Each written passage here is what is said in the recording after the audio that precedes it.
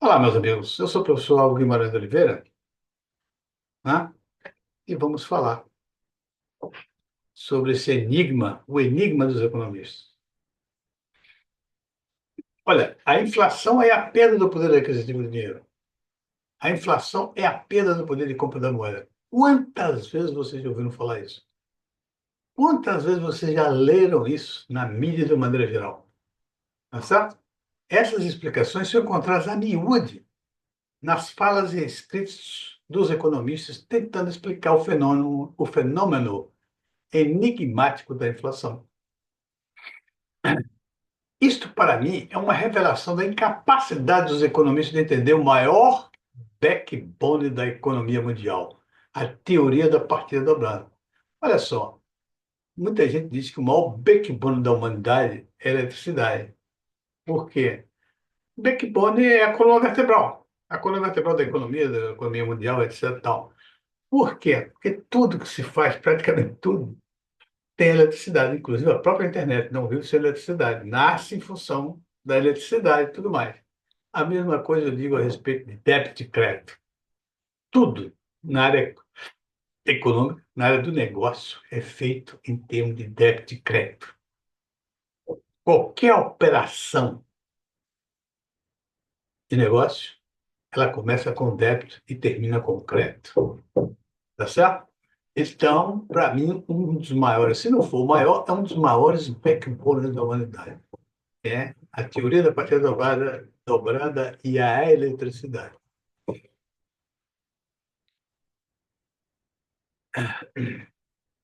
Né, tá. Se eles a compreendessem, jamais cometeriam tamanho disparate. Eu vou mostrar isso facilmente, vocês vão ver. Vamos lá. O dinheiro, ou moeda, é a métrica do poder aquisitivo, ou poder de compra do agente econômico, o comprador. Por exemplo, se eu tenho R$ 1.000, moeda, dinheiro, depositado em banco, etc., o meu dinheiro é R$ 1.000, meu poder. Este é o meu poder aquisitivo. Este é o meu poder de compra. É R$ 1.000 que eu tenho na minha conta, ou na minha mão. Tá certo? É isso aí. Então, nada mais do que é a moeda uma métrica do poder aquisitivo meu. Se eu tenho R$ 500, o meu poder aquisitivo é R$ 500. Se eu tenho 1.000, meu poder aquisitivo é 1.000. Isto é uma métrica. É uma métrica como o peso. Eu me lembro que eu vivia, meu pai tinha uma bodega e eu ajudava meu pai.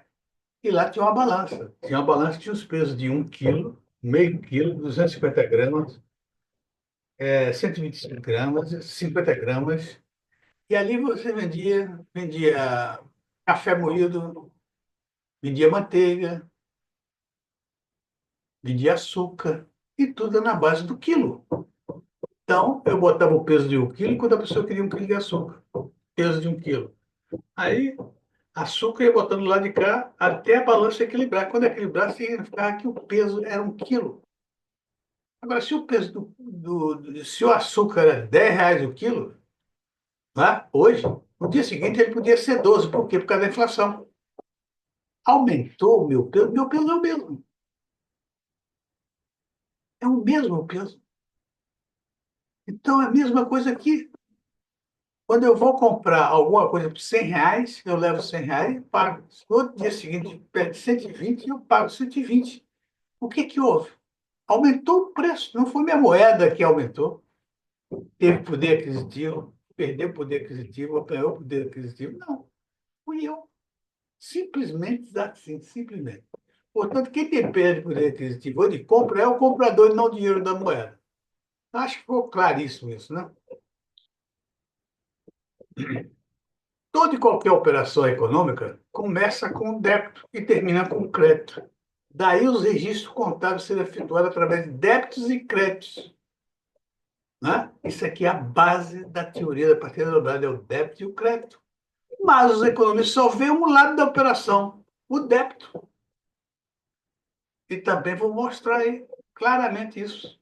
Vejamos o famoso gráfico abaixo, que é, na realidade, um grotesco erro dos economistas a seguir, o gráfico a seguir. Olha só, eles usam E esse gráfico é muito usado pelos economistas. Não é só aqui, é no mundo inteiro. Eu estudei nos Estados Unidos, eu fiz curso na Inglaterra. Eu...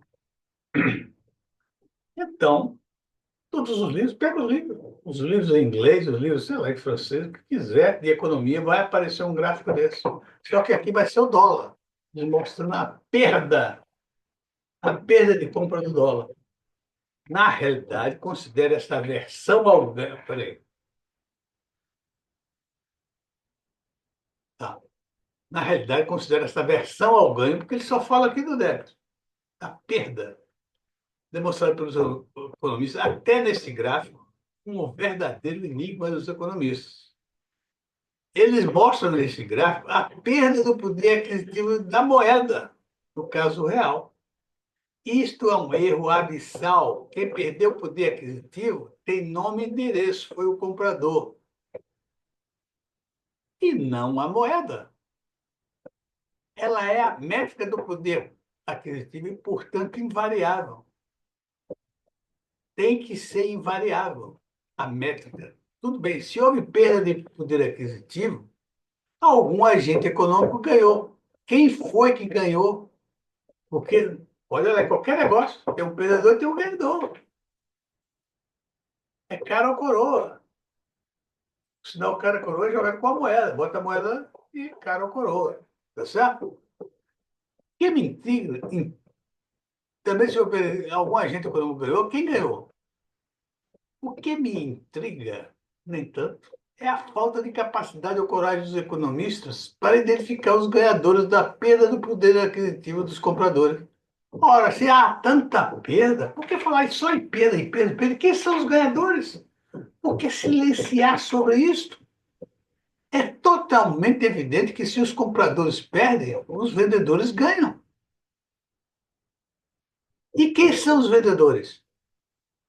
Os empresários, ora bolas. Por que tanta timidez ou incapacidade? São os empresários ganhadores.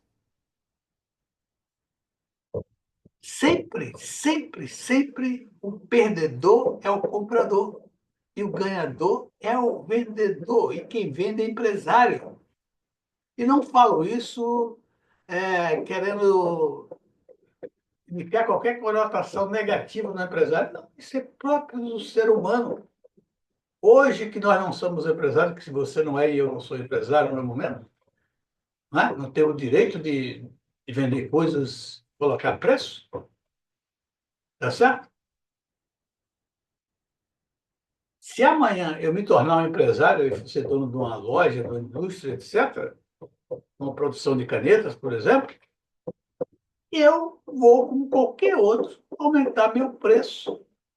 Quando houver uma pressão da demanda, a pressão da demanda atua, porque muita gente vai querer o que eu estou vendendo,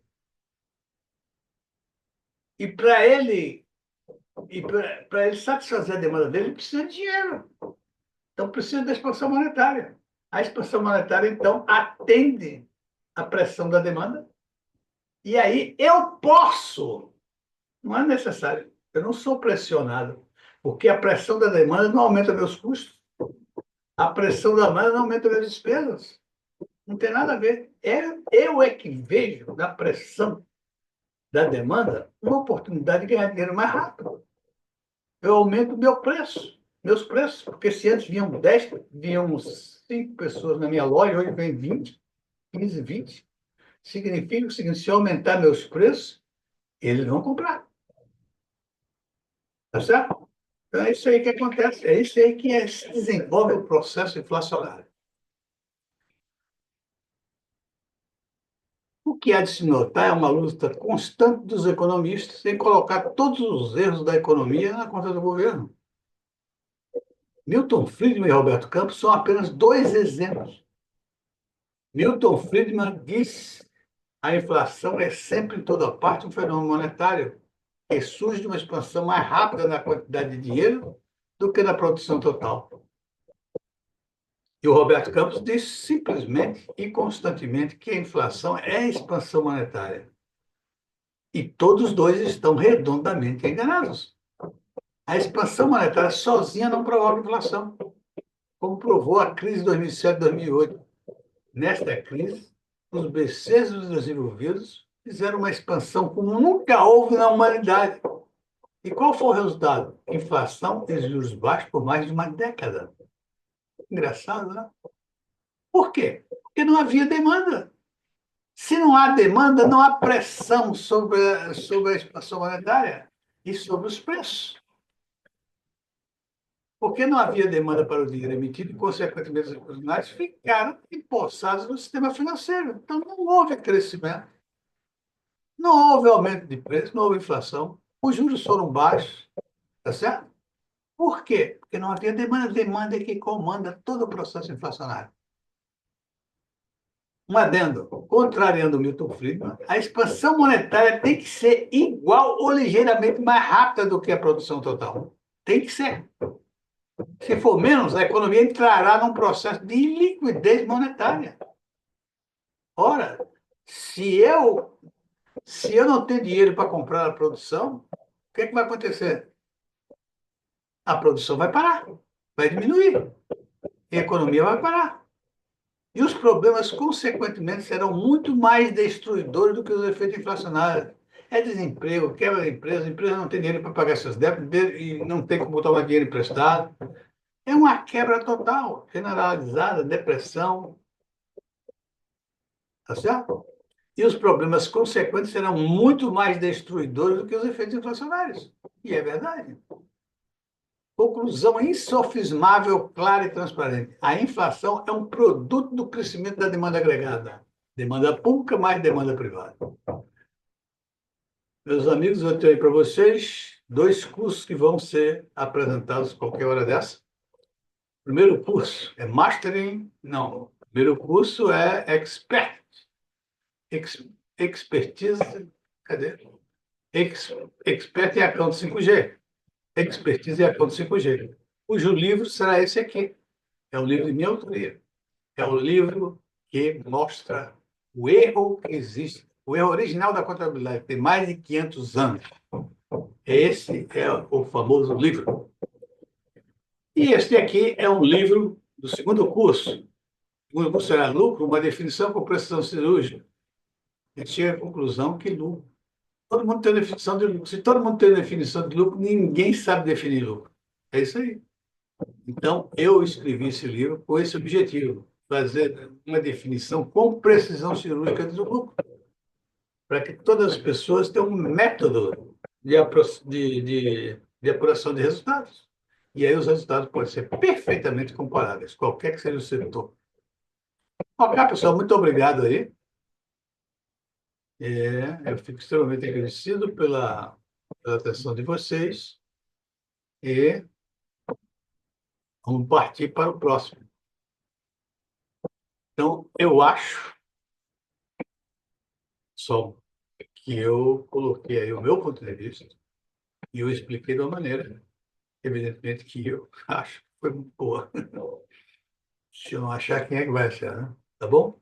Ok, um abraço para vocês e até a próxima.